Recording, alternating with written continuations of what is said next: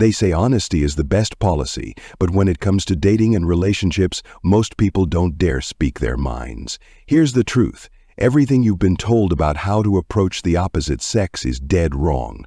Alan Roger Currie's Mode 1 flips the script, exposing why the so-called rules of dating are actually sabotaging your chances. By the end of this video, you'll either be enlightened or deeply uncomfortable, because we're diving into one of the most brutally honest perspectives on attraction ever written. Welcome to Your Book Reads, where we break down life-changing books to give you the tools to level up. Today we're unpacking Mode 1, Let the Women Know What You're Really Thinking, by Alan Roger Currie. If you've ever struggled with dating, felt frustrated with mixed signals, or wanted to communicate better with potential partners, this book is for you. Currie's philosophy is unapologetically direct, and it's not for the faint of heart. So buckle up, because this breakdown will change how you think about attraction forever. Imagine this. You see someone you're attracted to. What do? Most people would nervously approach, try to strike up a casual conversation, and hope their intentions are somehow understood without being too forward. Currie calls this indirect communication, and he says it's a losing strategy. Mode 1 is about being upfront. No games, no pretense, just raw honesty. Currie argues that this approach cuts through the noise and forces both parties to confront their true desires. It's not about being rude, it's about being authentic. Think about it. How often do we waste time beating around the bush only to end up with misunderstandings or disappointment? Mode 1 eliminates that entirely. To illustrate this, Currie shares stories of both successes and failures. He emphasizes how Mode 1 isn't about arrogance but confidence. For example, in a direct Mode 1 interaction, you might say, "I find you attractive, and I'd like to get to know you better," without any expectation of reciprocation, only clarity. This bravery, Currie argues, is rare and often disarming in a world where mixed signals reign supreme. Here's where it gets interesting. Currie outlines 4 distinct communication styles, and only one of them leads to success. Mode 1, honest and upfront.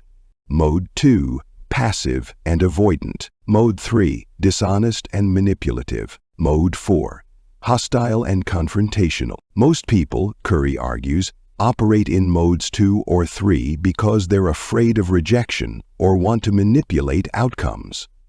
But these approaches backfire. Why? Because they're not rooted in authenticity. For example, Mode 2 communicators might suppress their feelings, hoping the other person gets the hint. This often leads to misunderstandings. Mode 3, on the other hand, involves deception, pretending to be someone you're not to gain favor. Currie is adamant. These modes might yield short-term results, but they erode trust and connection over time. What if I told you that your fear of rejection is the very thing keeping you from connection? Mode 1 isn't just about dating. It's about owning who you are and being unafraid to show it. Currie doesn't pull punches when he critiques indirect communication. He says it's not just ineffective, it's downright cowardly. Think about the last time you dropped hints instead of being straightforward. Did it work? Probably not. Indirect communication often leads to misinterpretation, frustration, and wasted time. Currie's point is simple but powerful. Clarity creates confidence. When you're honest about your intentions, you exude a level of self-assuredness that's incredibly attractive. People respect directness. Currie argues that indirect communication creates unnecessary drama. He recalls instances where being indirect led to prolonged confusion, arguments, or unmet expectations. By contrast, when people embrace Mode 1, they save time and emotional energy. Why waste weeks analyzing someone's vague texts, Currie asks, when a direct question could clarify everything in seconds? Let's address the elephant in the room: rejection. For many, it's the ultimate fear. But Currie flips this fear on its head. He says rejection isn't the problem, it's how you interpret it. When you're operating in Mode 1, rejection becomes less personal because you're simply expressing your truth. Currie likens rejection to a filter. It's not about failure, but alignment. By embracing rejection, you weed out those who don't resonate with your values or goals. In fact, Currie encourages readers to celebrate rejection because it's a sign of honesty and progress. Here's the twist. Rejection isn't failure, it's clarity. Wouldn't you rather know someone's true feelings up front than waste weeks or months in ambiguity? Mode 1 forces you to confront this reality. The question is, are you brave enough to embrace it? Currie emphasizes that authenticity is the cornerstone of Mode 1. Being authentic doesn't mean being perfect, it means being real. In a world where everyone is curating their image, authenticity stands out. And here's the kicker, authenticity is magnetic. It draws people in because it's rare and refreshing. Think about the most memorable people you've met.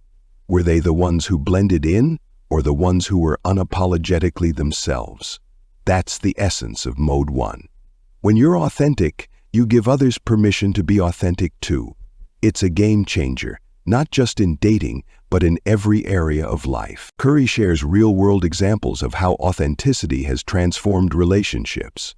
He details how Mode 1 practitioners often experience deeper, more meaningful connections because they prioritize honesty over pretense. So, how do you actually apply Mode 1 in your life?